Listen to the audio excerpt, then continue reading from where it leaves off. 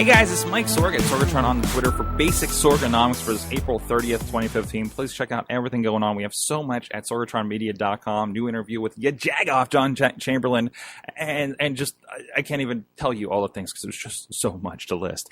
But we're going to get into this. Of course, this is at Sorgatron.com. Please subscribe on the YouTube to Basic Sorgonomics, iTunes, and Spreaker.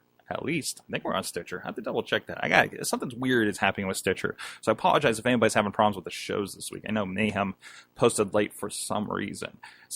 But today I want to talk about the future of technology. Podcasting's so old school. So let's talk about HoloLens. This has me excited since it was first shown several months ago. And of course, the Build conference just happening and more samples of what's going on with it. And I kind of take this with a grain of salt because we're looking at a person in this world using special cameras and them walking around it. What is that experience going to be like when this thing gets on my face? What is HoloLens? If you're not familiar, if you're not on video right now, is this device that goes on your head a bit bigger than what you expected from, like, say, a Google Glass kind of situation. But it really kind of puts you in the world, and it overlays virtual objects on top of the room you're in the air, as you're seeing if you're on the video with us. And the most interesting stuff is the applications that they're pulling up here. They're saying are Windows universal apps. So basically, we're talking over on AwesomeCast today about how they're making it easy for you to bring iOS and Android applications to Windows 10. Hey, now all those are going to work in HoloLens. So I can completely play my Angry Birds, my WWE Immortals in this giant environment on a virtual screen that I can resize to the wall and do whatever I want with it. That is tremendous. We also get into a little bit of what they're going to do for medical research. This is where it gets really interesting, is how can we look at things like the body and see things in a 3D space. They introduced this with the idea of what NASA was doing to replicate what Mars is, looks like if we were there. This is Demolition Man. This is the future. This is Back to the Future. This is, everything you imagine, and looks even better than I think we've seen in movies, kind of looking forward to this. I mean, we still want to get to a point where we don't have a bulky thing on our face in order to do these things. But in the meantime, this can be a very viable solution. Did not see any pricing as of yet in any of these articles, but this promises to be somewhat affordable. My guess is this is going to be under $1,000, I would hope, if they're really kind of marketing this in the way that they are. But so far, demo-wise, and for the people that have put it on, says, no, this is kind of the real deal, But we kind of got that with Google Glass as well. You have to think these are very stringent environments that any press or media are trying this out with. We wonder things like, how does the HoloLens know where that wall is to put it properly on when we're looking at some of these demos? And also, how soon is this going to come out? The word that they're talking about on Daily Tech News Show is this is going to be released within the Windows 10 window. And one of the ideas coming out of that is, well, maybe it's just going to be sometime where Windows 10 is like still out there in that window. Like, we are still in the Windows 8 window technically here, aren't we? Even though it is on its way out, you release something now that you promised away when that started. Well, you're not. How does that help anybody? So. But this is, in an age where, Google Glass is basically gone. I mean, there are ideas about it coming back. I think there's still ways that they can sort of iterate and make this a possibility with Google Glass.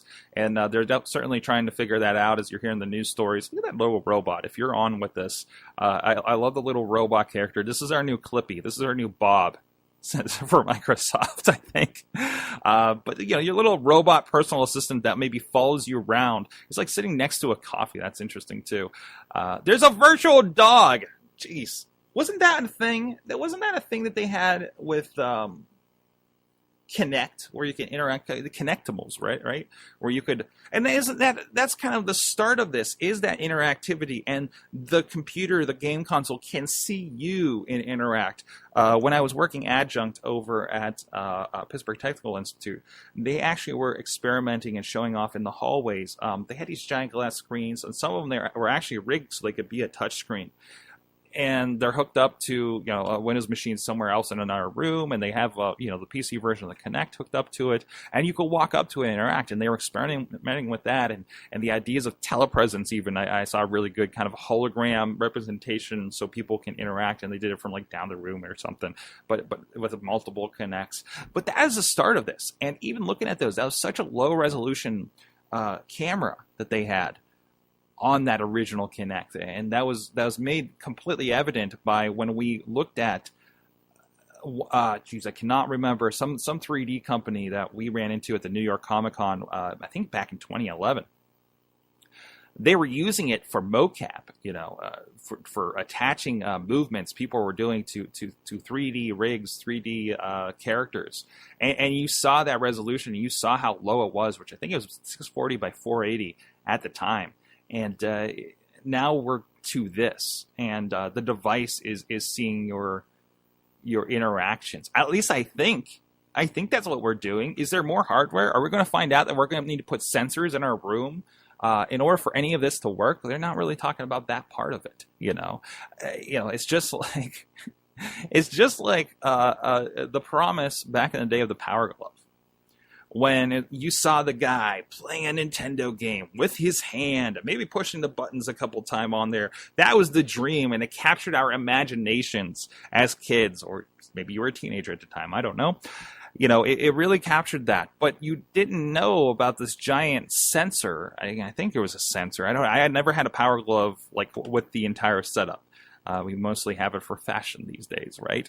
But there was a sensor that went over to your TV, and it kind of was a bulky thing, and really didn't work. 1980s, late 1980s technology for something like that. Or the U-Force was one I had, which was this platform thing.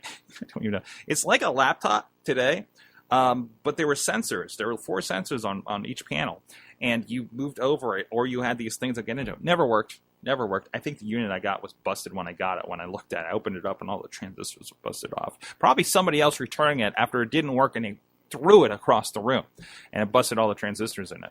But this has been something that has been a long time coming. We've been hoping for this for 30 years at this point, and had attempts at that, consumer attempts at that.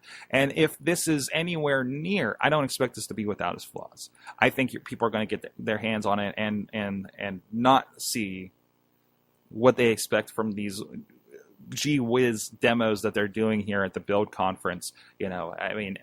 How is this going to happen when it gets? Don't buy first thing. Don't Apple Watch this, you guys. You're going to want to see what developers do with it. Can developers really get into it? Is another thing too. We're talking about operating it with interactions in a 3D space. This is a little different than creating an iPhone, an iPhone gem app. This is definitely a different level, and I wonder who's going to jump in on it first for this. Obviously, medical, I think that's very impressive. Google Glass still survives on the business sides because it's very useful in medical with specific tasks, and I think that's where that breaks down more than a common use day-to-day object. I wonder about this too. It's like, who decides to get something like this? A technophile like me that just wants to get it into my life? Or is it it'd be nice to have these HoloLenses in the office because we can do X, Y, and Z, or a showy thing that you'll just have to be like, oh, look at the featured stuff we're using here in this office, just like that giant cinema display that cost $1,000 that really didn't make me see my video editing better. Not talking about anybody in specific. So let me know what you think about the future HoloLens. Is it still got you excited? Is it getting you more excited? Can't you wait to play Minecraft in 3D space on your table? Let me know at Sorgatron on the Twitter, or if you find this video and audio anywhere else. So I'm looking for the comments. I'd love to hear from you and your opinions on this. Getting very techie today, and we will tomorrow as well.